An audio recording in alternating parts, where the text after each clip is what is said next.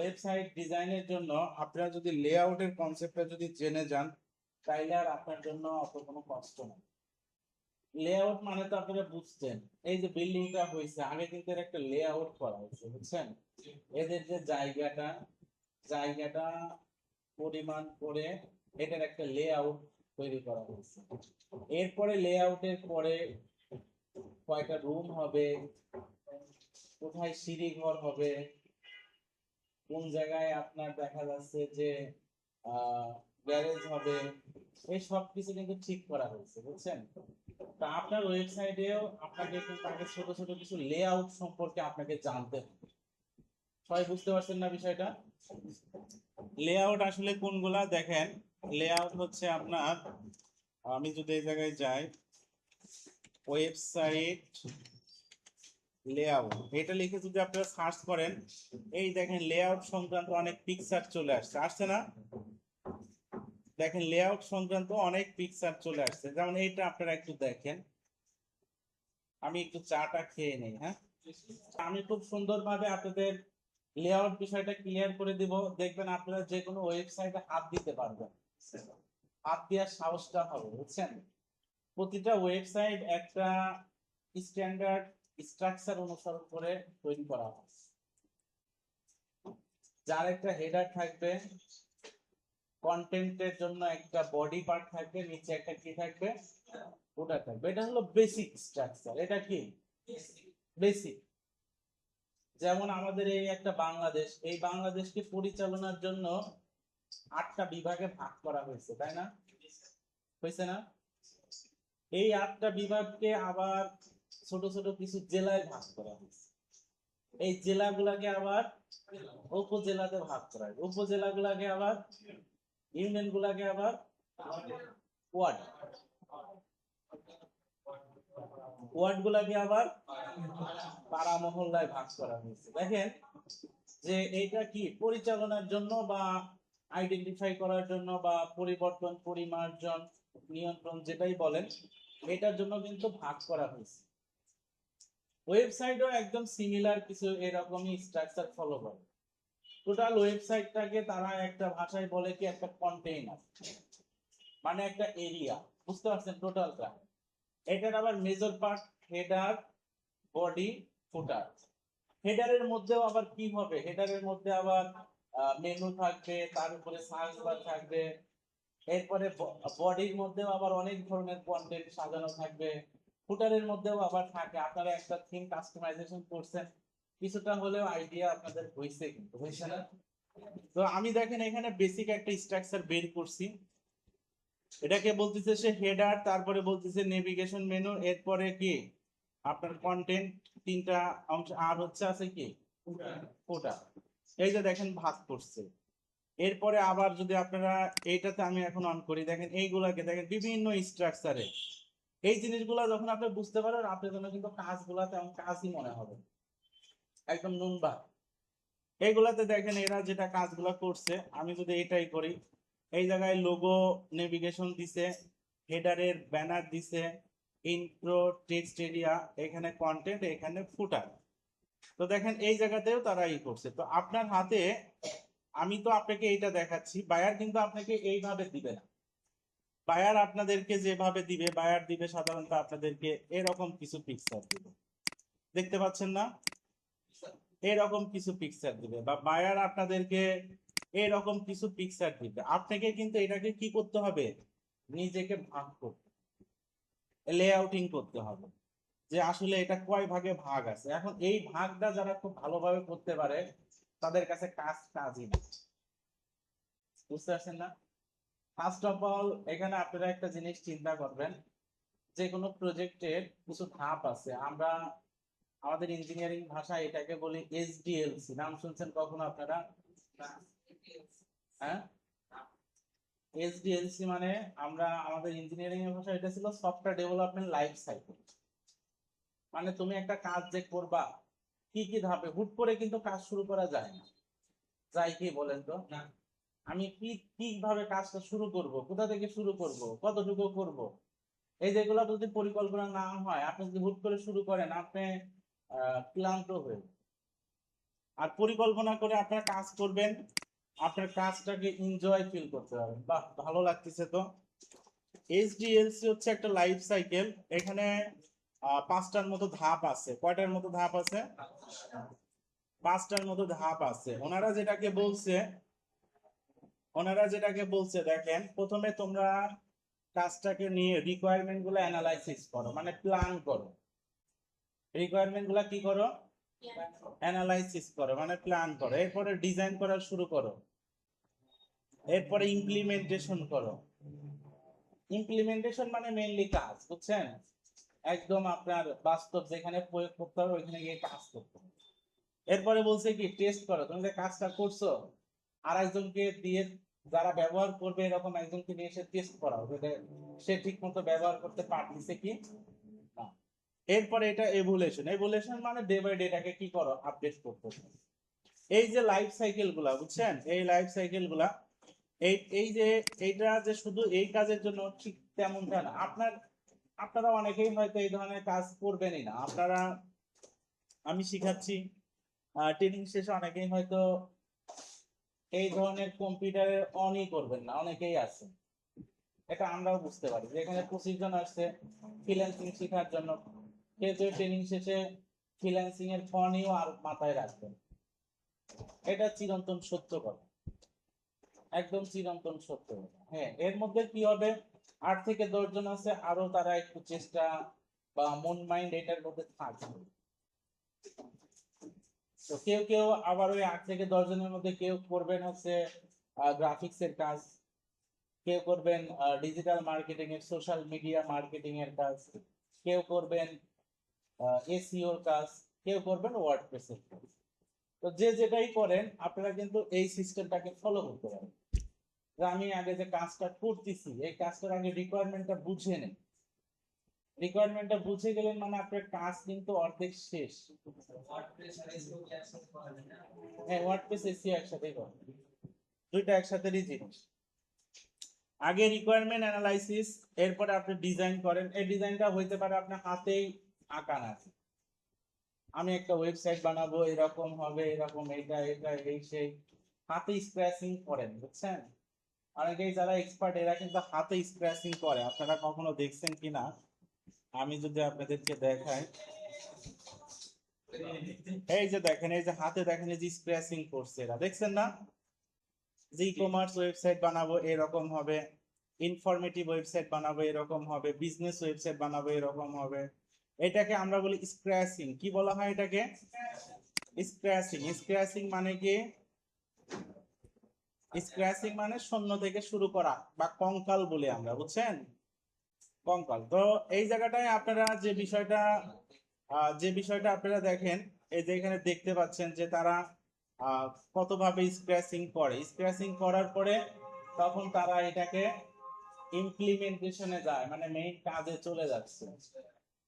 Main কাজে যাওয়ার পরে এরপরে তারপরে যখন কাজটা হয়ে গেল একজনকে দিবে টেস্ট করার জন্য, তুমি এটা টেস্ট করো তো ঠিক আছে কিনা। কারণ এক দৃষ্টিতে কি সবসময় সব ভুল ধরা পড়ে? ধরা পড়ে না। কিন্তু আমি এখান থেকে ক্লাস নিচ্ছি, আমারও হয়তো অজান্তে কিছু ভুল হচ্ছে, যেটা আপনারা দেখতে পাবেন সহজে, আমি দেখতে পাবো। আছে না এরকম বিষয়টা? আবার আপনাদের ওই জায়গায় আমি এখান থেকে কিছু ভুল দেখতে পাই, যেটা আপনারা দেখতে পান না। আপনারা মনে করেন যে, কারণ আপনারা বাসা থেকে কে কোন পরিস্থিতিতে আসছেন সেটা আপনারা জানেন, আমি কিন্তু জানি। আছে না এরকম? তো এই যে জিনিসটা যে নিজেকে যাচাই বাছাইয়ের জন্য সবসময় একটু পাশে হলেও কাউকে দেখাইতে হয় যে দেখো তো আমার এটা ঠিক আছে কিনা। এরপরে আছে এভুলেশন। এভুলেশন মানে হচ্ছে যে এটা মার্কেটে আমি এখন এটাকে প্রোডাক্ট আকারে ছেড়ে দিব, মানুষ ইউজ করবে, আমি এটাকে ট্রেনিং করাবো বা এটার উপরে আমি আরো আপডেট আনবো, এটা হচ্ছে এভুলেশন। তো আপনারা এই ধরনের এগুলা যে কোনো প্রজেক্টে এগুলা আপনারা ইমপ্লিমেন্টেশন করতে পারেন, সমস্যা নাই। তো চলেন আমরা এই যে যে রিকোয়ারমেন্ট গুলা বা এই যে আমাদের এই জিনিসগুলা, এইগুলার জন্য যেমন আপনারা দেখতে পাচ্ছেন কিভাবে তারা ভাগ করছে। এখন আমরা যদি ধরেন যে এই জায়গায় আমি একটা সিম্পল টেমপ্লেটই বের করি,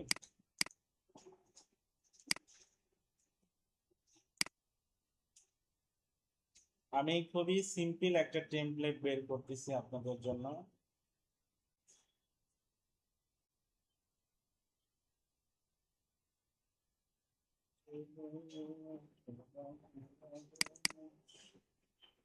এই যে টেমপ্লেটটা দেখেন, এটা কিন্তু আর ওইটার মতো না, এখানে কন্টেন্ট আছে তাই না? কিন্তু আপনাকে আগে কিন্তু এই কন্টেন্ট না করে আগে চিন্তা করতে হবে লেআউট। আমি যদি বলি বলেন তো এই জায়গাটায়, যেমন এই যে এই জায়গায় আপনার এইগুলাকে আপনারা কোথায় গেল, যেমন আপনারা যে কোনো লেআউট ভাগ করতে গেলে আগে রো আকারে ভাগ করতে, যেমন এটা একটা রো, তার মানে এটা একটা কি সেকশন, এটা একটা রো, এটা একটা কি সেকশন, এরপরে এটা একটা রো, এটাও আর একটা সেকশন, এরপরে এটা একটা সেকশন, এরপরে এটা কিন্তু এই শুরু থেকে এই পর্যন্ত এটা একটা, এটা কয়টা বলেন তো?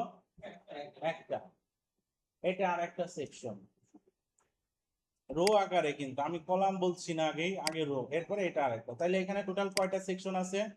একটা, দুইটা, তিনটা, চারটা, পাঁচ।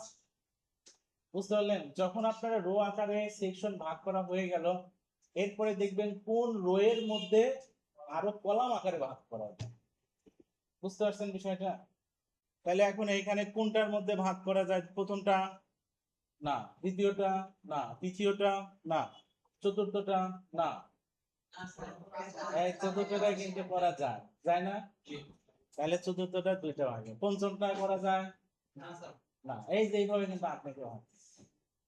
যেমন এইটাই যদি বলি, এটাকে এখন কি কি ভাবে আপনারা ভাগ করবেন? এটাই হচ্ছে, এটা একটা রো আকারে ভাগ করতে হবে সেকশনগুলো, এরপরে এইটা একটা, এইটা একটা, তিনটা, এরপরে এই টোটালটা মিলে কিন্তু একটা ধরবেন। আর কয়টা ধরবেন? একটা। এরপরে আপনি চলে যান এইটা একটা, তাহলে কয়টা হলো? একটা, দুইটা, তিনটা, চারটা, পাঁচটা। এই যে যখন রো আকারে ভাগ করা শেষ, এখন ওই প্রথম রো থেকে দেখেন এটা কি ভাগ করা যায়? এটা কিন্তু আলটিমেটলি ভাগ করা যায়, কেন? লোগো একটা, দেখেন নেভিগেশন, যখন আমরা দিব তখন এটা কিন্তু দুইটা হয়। এরপরে এটা কিন্তু একটাই, এটা একটা, এটা দেখেন কয়টা? তাইলে আমরা এটা যখন নিব তিনটা অলাক্তা বা তিনটা নিতে হবে। এটা কয়টা? একটা। এই যে দেখেন আপনারা বুঝে গেছেন। এখন আমরা যদি যাই, চলেন একটা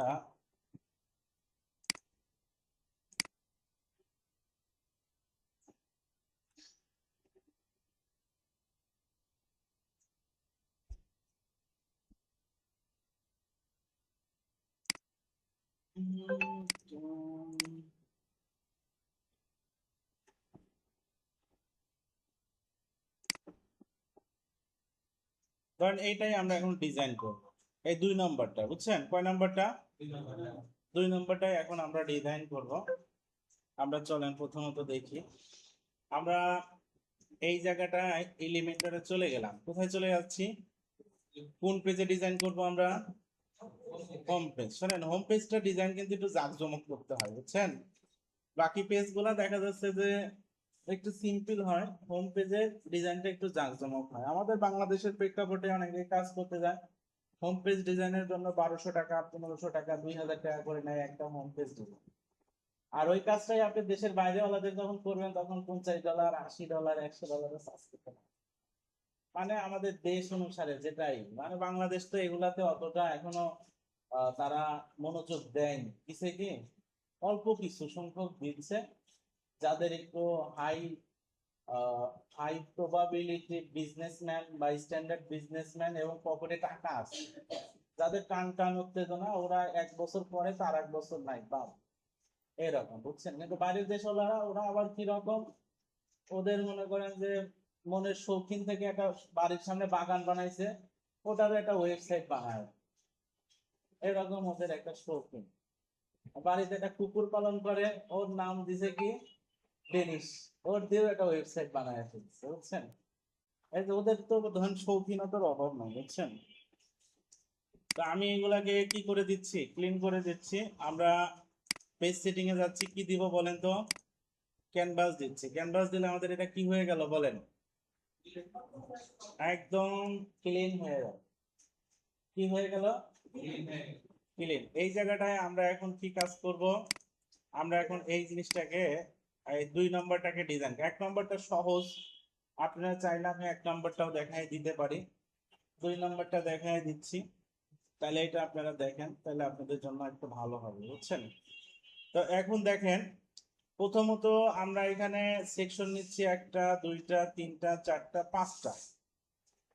আমরা এই জায়গায় চলে গেলাম, আপনারা এই প্লাসে ক্লিক করলে এই যে সেকশন গুলো আসবে, 2টা আসছে, কয়টা আসছে? একটা হচ্ছে ফ্লেক্স বক্স আর একটা কি গ্রিড, একটা ফ্লেক্স বক্স আর একটা গ্রিড। আপনাদের জন্য কোনটা?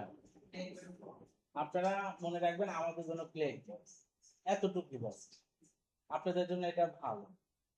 ফ্লেক্স বক্সের একটা বড় সুবিধা, এটা ফ্লেক্সিবলি ছোট বড় করতে পারবেন। গ্রিড হচ্ছে ফিক্সড, মানে আপনারা মনে রাখেন যে আমাদের জন্য মোটামুটি ফ্লেক্স বক্সটা সবচেয়ে ভালো। এটার উপরে ক্লিক করলে আরো বেশ কিছু বের হবে। দেখেন এই যে তারা সেকশন গুলা, পার্থক্যটা আপনি, গ্রিড হচ্ছে ফিক্সড হয়ে থাকে সেকশন গুলা, বুঝতে পারছেন? গ্রিডের আর ফ্লেক্স বক্সের এটাকে আপনার ইচ্ছা মতো রেসপন্সিভের মতো ছোট বড় করতে পারবেন। এটা হলো মেইন পার্থক্য। ক্লিয়ার? কাজের জন্য সবচেয়ে বেশি ইউজ হবে কি ফ্লেক্স বক্স, আপনি এটা মাথায় রাখবেন, বুঝতে পারছেন বিষয়টা? আপনাকে এটা কাজ করতে হবে। আচ্ছা দেখেন এখানে আমাদের আরো বেশ কিছু আসছে। প্রথম যেটা আসছে এটা হচ্ছে একটা সেকশন, কয়টা সেকশন? ডিরেকশন কোথায়? কলাম ডিরেকশন নিচের দিকে, মানে হচ্ছে এই সেকশনের ভিতর আমরা যত আরো ছোট ছোট সেকশন করবো ওরা নিচে নিচে হবে, বুঝতে পারলেন কথাটা? যদি কন্টেন্ট দিয়ে ওগুলা নিচে নিচে চলে যাবে, এটা হলো ডিরেকশন। এটা কি ডিরেকশন। আর এটা হলো রো ডিরেকশন, একটাই রো ডিরেকশন। রো ডিরেকশন মানে কি, এর ভিতরে আমরা যত কন্টেন্ট দেবো ওরা পাশাপাশি পাশে পাশে পাশে পাশে চলে। ক্লিয়ার বিষয়টা? আর এগুলা দেখেন সেকশন আকারে ভাগ করে রাখছে, এটা 2টা, এটাও 2টা, এটা 4টা, এটা 3টা, এটা এই যে নিচে এটা এভাবে এরকম দিয়ে রাখছে, বুঝছেন? তো আমরা কাস্টমলি সেকশন গুলা চলেন বিল্ড করার ট্রাই করি। যেমন আমার একটা লাগবে, আমি এই রো ডিরেকশনের একটা নিলাম। রো ডিরেকশনের কয়টা নিলাম? একটা নিলাম, এই জায়গায় আসছে। আপনারা ভালো করে বুঝবেন, কিন্তু বুঝতে পারছেন? আমি এখানে একটা নিলাম, ধরেন এটা দিয়ে আমি আমার এই রুমটার একটা এরিয়া কি করলাম, একটা এরিয়া ডিফাইন করলাম। এখন এই এরিয়ার মধ্যে আমার স্টুডেন্টরা বসবে, এরকম ব্যবহার উপযোগী করবে। আপনারা কি পিলারের সাথে বসবেন না একটু ফাঁকা রেখে বসবেন? যতটুকু ফাঁকা রেখে বসা যায়। তাহলে কি করতে হবে, এটা তো আমার একটা এরিয়া হলো, আমি এই যে প্লাসের উপরে ক্লিক করব, ক্লিক করে আপনারা এখান থেকে কাজ শুরু করবেন। এই লেআউটের এই নিচের এইগুলা থেকে, এর উপরের গুলা নিবেন না, বুঝতে পারছেন? উপরের গুলা অতটা ব্যবহার করে মজা পাবেন না, ওগুলো অনেক হেল্পারও লাগে ইউজ করতে। আপনার লেআউটের নিচে থেকে, বুঝতে পারছেন বিষয়টা? এইটা এখন এই কন্টেনারটাকে টান দিয়ে নিয়ে এসে এখানে ছেড়ে দেন, ছেড়ে দিলেন, তার মানে এইটা আপনার একটা এরিয়া হলো, এরিয়ার মধ্যে একটা কন্টেইনার হলো, কয়টা হলো? একটা কন্টেইনার হলো। এই কন্টেইনার গুলোর অনেক সুবিধা আছে, যেটা আমরা পরে আর কি কিছুটা হলেও কি করতে পারবো, ধরতে পারবো। এটা হচ্ছে আপনার ওয়েবসাইটে একটা ওয়াইডের ক্ষেত্রে একটা স্টাইল ফলো করা হয়, বক্স ওয়াইড আর ফুল ওয়াইড। নাম শুনছেন কখনো আপনারা? বক্স ওয়াইড ফুল ওয়াইড সেটা কেমন দেখেন, আপনারা অনেকেই তো ওয়েবসাইট ইউজ করেন, দেখেন ভিজিট করেন। যেমন আমি একটা ওয়েবসাইটে গেলাম, এই ওয়েবসাইটটার একটা জিনিস আপনারা খেয়াল করেন, এই সাইডে কিছু অংশ ফাঁকা আছে, আবার এই সাইডে কিছু অংশ কি আছে, ফাঁকা আছে, মাঝে আমাদের কন্টেন্ট গুলো আছে। এই যে মাঝে কন্টেন্ট দুই সাইডে ফাঁকা, এটাকে বলা হয় বক্স ওয়াইড। কি ওয়াইড বলা হয়? Box wide. আবার কিছু ওয়েবসাইট আছে, যেমন আপনারা যদি যান, W3 স্কুলের নাম শুনছেন? এই যে W3 স্কুল, এটাও দেখেন ফাঁকা আছে, তবে কিছু কিছু জায়গায় যদি আপনারা যান, এরা মোটামুটি কিছুটা ফুল ওয়াইড ইউজ করছে। ফাঁকা আছে দেখেন, কিছুটা ফুল ওয়াইড ইউজ করছে। এই যেটাকে একদম ফুল, এই যে এই সাইড থেকে এই সাইডে নেওয়া হয় যে সেকশনটা, এটাকে আমরা বলি ফুল ওয়াইড। তাহলে একটা হচ্ছে বক্স ওয়াইড আর একটা কি ফুল ওয়াইড। এই জিনিসটা মাথায় রাখবেন, যেমন আমরা যত ডিজাইনই করি না কেন, যেমন আমি একটা ডিজাইন বের করছি, এটার দেখেন কন্টেন্ট গুলা বক্স ওয়াইড, আপনারা ধরতে পারছেন কি? এই যে দেখেন কন্টেন্ট গুলা বক্স ওয়াইড, মানে এই কন্টেন্টটা এই ওয়াইডের বাইরে গেছে কি? যায় না, কিন্তু কিছু সেকশনের কালার ব্যাকগ্রাউন্ড এইগুলা গেছে, তার মানে ওইগুলা কি ফুল ওয়াইড। বক্স ওয়াইড কেন করা হয়? যেন কখনো ছোট করা হইলো বা কোনো ডিভাইসে অন্য ডিভাইসে দেখা হলো, আপনার কোনো অংশ যেন আড়াল না হয়ে যায়। গ্রাফিক্সে আপনারা দেখবেন একটা টার্ম পাবেন, এটাকে বলি আমরা ব্লিড। কি বলা হয়? ব্লিড। ব্লিড কি ইউজ করছেন আপনারা? কি পারপাসে, কি পারপাসে ইউজ করেন? মানে ওই ডকুমেন্টটা প্রিন্ট করা হইলে, প্রিন্ট করার পরে কাটছাট করা হইলে যেন কোনো কন্টেন্ট কাটা না হয়, এটা হলো মোদ্দা কথা, ঠিক না?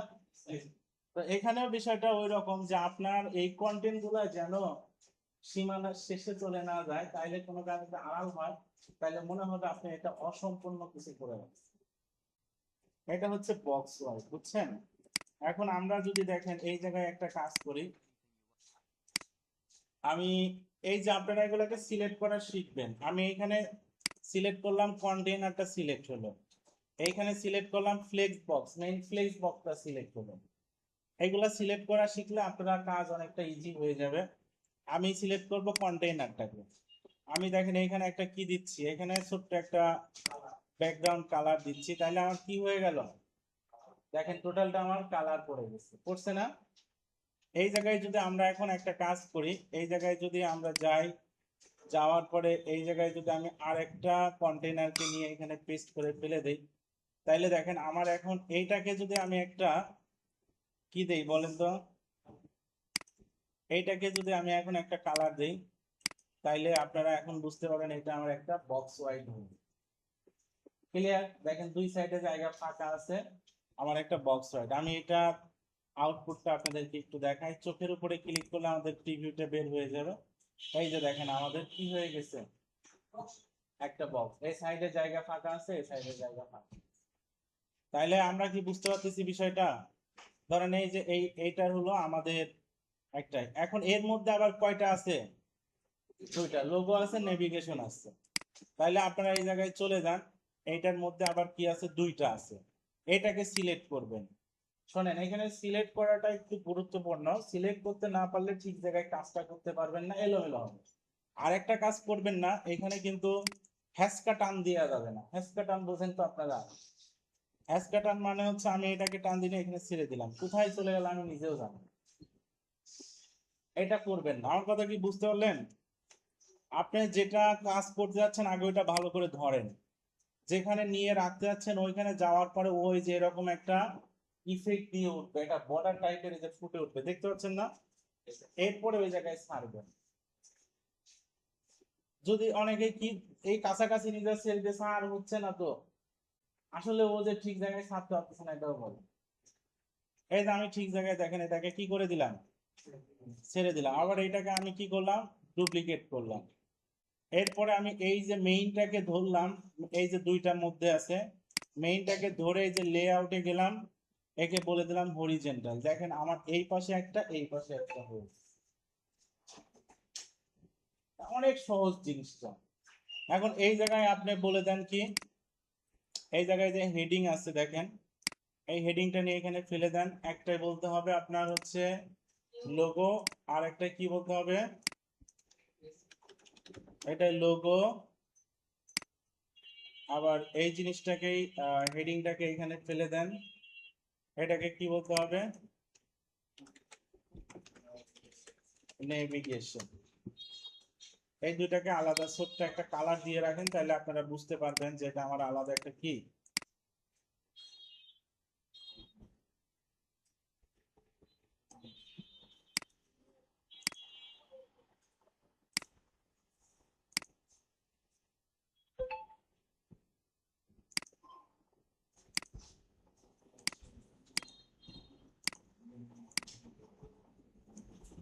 এই যে দেখতে পাচ্ছেন সবাই বিষয়টা ক্লিয়ার কিনা আপনারা বলেন?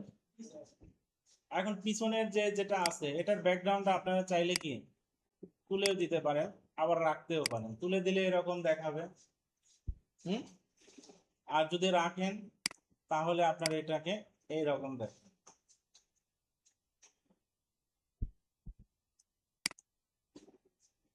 বুঝতে পারছেন? এরপরে আবার চলেন এই জায়গায়, এখন আছে কি হেডারের ব্যানার, একটাই জাস্ট, কয়টা? এটার একটা বড় সুবিধা আছে, এগুলো রিইউজ করা যায়। কি করা যায়? রিইউজ মানে একই জিনিস। দেখেন আমি চাইলে এটাকে ওইটা বানায় ফেলতে পারি। এই ডুপ্লিকেট করলাম, এই দুইটাকে আমার এখন আর দরকার আছে? এই দুইটাকে আমি কি করে দিলাম? ডিলিট করে দিলাম। তাহলে দেখেন আমার একটা হয়ে গেল, বুঝছেন? এখন এর উপরে আমি একটা কি করে দিচ্ছি, একটা হেডিং নিয়ে গিয়ে এখানে বসায় দিলাম। এটা হবে কি হেডার স্ল্যাশ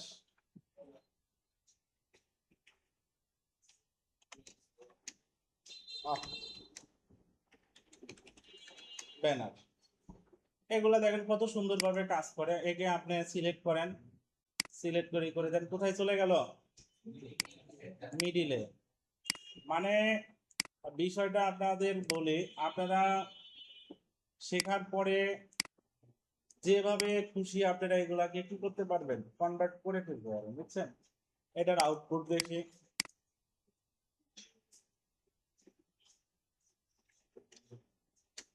এটাকে পাবলিশ দেওয়া হয়নি, পাবলিশ না দিলে আউটপুটটা সাধারণত কি হবে না, শো হবে না। এই যে দেখেন আপনার লোগো, নেভিগেশন, এজ এ চলে আসছে।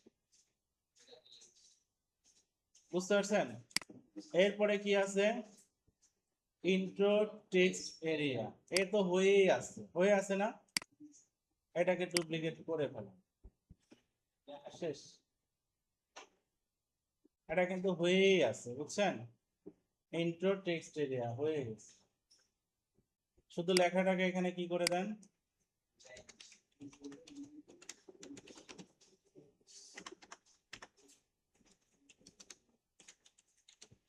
Intro text area. এরপরে চলে যান এটা, এটাও খুব ইজি একটা জিনিস। আপনারা যদি চান এখান থেকে রিউজ করতে পারেন, এই যে এটাই, খালি এখানে দেখেন আরেকটা ডুপ্লিকেট করে দিলে এই যে তিনটা হয়ে গেল। কয়টা হয়ে গেল? তিনটা। আবার যদি চান যে না স্যার একটু বানায় দেখান, আমি যাচ্ছি, এর ডিরেকশন কোন দিকে? পাশাপাশি। এই পাশাপাশি ডিরেকশনকে রো ডিরেকশন বলা হয় এখানে। আপনি যান, এই যে এটা নিয়ে নেন, একটা হয়ে গেল। এরপরে আপনাকে কি করতে হবে বলেন তো? একটা নিলেন, আপনার একটা এরিয়া ডিফাইন হলো। কি হলো বলেন তো? এরিয়া ডিফাইন হলো। এখন এরিয়াটাকে এখন আপনি আর একটা ভাষায় ফিক্সড এরিয়া করে দেন। এটা আপনার এই যে বক্স ওয়াইড কন্টেইনার হয়ে গেল। এখন এর মধ্যে এখন আপনাকে কি করতে হবে বলেন তো? এর মধ্যে এখন আপনাকে তিনটা দিতে হবে, একটা, দুইটা, তিনটা। এই যে তিনটা হয়ে গেছে, এখন এটাকে সিলেক্ট করেন, এই যে হরিজন্টাল বলে দেন, এই যে তিনটা দেখেন হয়ে গেছে। এখন এটাকে ধরে আপনি একটা সিলেক্ট দিয়ে একটা কালার দিয়ে দেন, দেওয়ার পরে এখন একে একটা কালার দেন।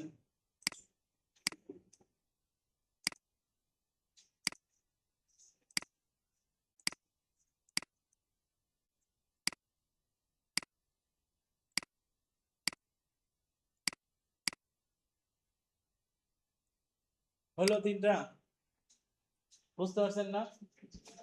তিনটা হয়ে গেছে। এরপর আবার চলে যান, এই জায়গায় কি আছে, নিচে একটা ফুটার আছে। এটা কোনো কাজের মধ্যে না, এটা আপনারা জাস্ট এই যে এগুলো একটা কপি করে নিয়ে এসে ছেড়ে দিলেও হয়। এই যে যেটা দেখেন আমি বলতেছি, এটাকে ডুপ্লিকেট করেন, এই যে স্ট্রাকচার আছে না, স্ট্রাকচারটাকে বের করেন। এগুলাকে আপনারা রিনেম করে নিতে পারেন, বুঝছেন?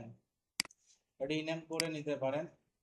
এটা কোনটা, এটাকে সিলেক্ট করেন, এটা হচ্ছে এই যে এটা, একে টান দিয়ে নিয়ে এসে এই যে নিচে ফেলে দেন। এই যে চলে আসলো, এর নাম মনে হয় ফুটার দিয়ে আছে না, ফুটার। তাহলে এখন দেখেন এইগুলো আপনারা এখন এই যে এইগুলাকে আরো কি কি করতে পারেন। আমি এটাকে সিলেক্ট করলাম, সিলেক্ট করে একে আমি একটা মিনিমাম একটা হাইট দিলাম হচ্ছে 200 পিক্সেল। এরপরে একে সিলেক্ট করলাম, একে আমি একটা মিনিমাম হাইট দিলাম হচ্ছে 50 পিক্সেল, বা আর একটু বাড়ায় দেন 100 পিক্সেল। একেও আপনারা দিয়ে দেন 100 পিক্সেল, 100 পিক্সেল। একে একটু বাড়ায় বেশি করে দেন, একে দেন আপনারা 500 পিক্সেল। এর যেরকম আছে এরকমই থাকবে। এরপরে এখন এটাকে পাবলিশ করেন। পাবলিশ করার পরে এখন এইখানে আছেন, দেখেন আমাকে বলেন যে ওইরকম হয় নাই স্যার। বুঝতে পারলেন আপনারা কথাটা? আমাকে বলেন যে স্যার আপনার যেটা ফলো করলেন ওইরকম তো বলে না, হয়েছে কিনা বলেন। এই যে জিনিসটা যদি আপনি পারেন তাইলে আর কোনো কাজে আপনার হচ্ছে না। তখন আপনি যে যে এইসব ওয়েবসাইটও বানানোর টার্গেট নিতে পারবেন। তখন আপনি কি করবেন বলেন তো, যে দেখি এখানে সেকশন কয়টা আছে, এই একটা সেকশন, এরপরে এই একটা সেকশন। আমার কথা কাজ হোক না, সেকশন তো নিতে পারবেন। সেকশন নিতে পারলে ওর মধ্যে আইটেমও নেওয়া। বুঝতে পারলেন কথাটা? এইভাবে আপনারা দেখবেন নিজেরাই এখন এগুলাকে কি করে ফেলতে পারবেন, বানায় ফেলতে পারবেন। আপনাদের এখন কাজ হচ্ছে এই সেকশন গুলা বোঝা এবং অনলাইনে যাবেন এই যে সিম্পল সিম্পল, বেশি কমপ্লেক্স নেবেন না। আগেই কি করা যাবে না, বেশি কমপ্লেক্স নেওয়া যাবে না, সিম্পল সিম্পল নেবেন। নিয়ে নিয়ে যে আমি আগে এইটা বানাইতে দেখি, এটা বানানো হয়েছে তাহলে আমি এখন এইখানে যা এই 4-5টা বানাইতে দেখি, এটা হয়েছে তাহলে এখন এইটা বানাইতে দেখি। এইভাবে বানাইতে বানাইতে দেখবেন আপনার কাছে টেমপ্লেট গুলা নুন ভাত হবে। বুঝতে পারছেন না? টেমপ্লেট গুলা আপনাদের কাছে একদম নুন ভাত হয়ে যাবে। দেখেন এই যে এইগুলাতে চলে যান, এই যে এইগুলাকে তখন আপনারা বানাইতে পারবেন। যেমন এই যে এইগুলা কি আমরা এখন পারবো না বানাইতে? আপনি 100% না পারলেও ভাই আপনারা 50% তো পারবেন। আজকে প্রথম দিন যদি 50% পারেন আর 3 দিন ক্লাস করলে আপনি বলবেন স্যার এগুলা দেখেন না, আমি সবই জানি। বুঝতে পারছেন না? আর বাইরেরা কাজে দিবে এগুলা যে ও এরকম 5-6টা ওয়েবসাইটের পেজ আছে, হ্যাঁ আমরা হচ্ছে লেআউট ওটাই কন্টেন্ট থাকবে এটা। আর এর মধ্যে আমরা যেটা বানাইছি এর মধ্যে কি কন্টেন্ট এখন নেওয়া সম্ভব না? অবশ্যই। যে এখানে যান, এই যেগুলো আছে কন্টেন্ট আপনার কোনোটায় দেখা যাচ্ছে যে আপনার কি লাগবে, বাটন লাগবে, এই যে বাটন এখানে ফেলে দেন, এই যে বাটন চলে আসবে। হ্যাঁ না, এটা আপনারা আগে এইগুলা ক্লিয়ার করেন। হ্যাঁ আমি এটাকে সেভ দিচ্ছি। আপনারা কমপক্ষে এক একজন 5টা করে লেআউট করবেন। আমি একটা দেখাইলাম, সিম্পল করেন 5টা করে লেআউট করবেন, স্ক্রিনশট করে করে গ্রুপে দিবেন। আর আপনারা আমাদের রাজশাহী ডিভিশন গ্রুপে এই যে সুন্দর সুন্দর কাজ দেখায় এগুলা পোস্ট করেন না কেন বলেন তো?